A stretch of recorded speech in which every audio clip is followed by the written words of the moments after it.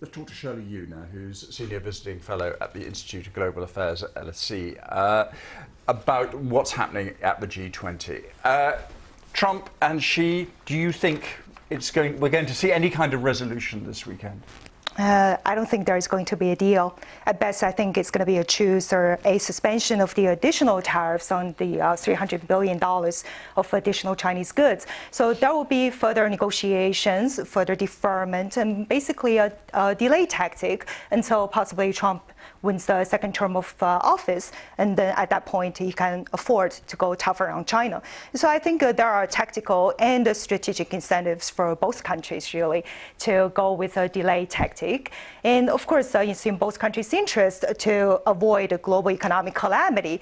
But tactically, Trump needs to win his second term of office. Can I just interrupt you a second? We have some rather dramatic pictures to show you. This is the bridge, of course, in Genoa, which we've just caught collapsing as a result of detonation of some explosives placed at the foot of the bridge, attached to the legs of the towers, which has caused the demolition.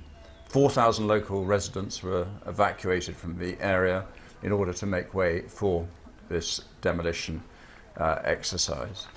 We understand that water tanks had in fact been placed around the towers to try to control the spread of dust. You can see there that has risen as a result of the demolition of the remainder of that motorway bridge, of course, that fell nearly a year ago, killing 43 people.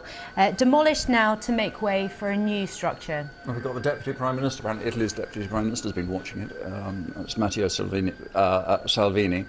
And the dismantling of the bridge is going to continue, obviously clearing away all the debris. Remember, it collapsed on August the 14th, 2018. Well, from that little bit of drama, let's go back, go back to some political and trade drama. It's interesting listening to what Karishma was saying about how the other countries at the G20 are obviously sort of dancing around this negotiation between the two big powers and thinking must be, how can we get something out of this? Are they going to be able to get something out of it, do you think? Well, I think G20 is a club. You've got 20 of the world's largest economies there, but essentially I think we're entering into a G2 world, that is the United States and China.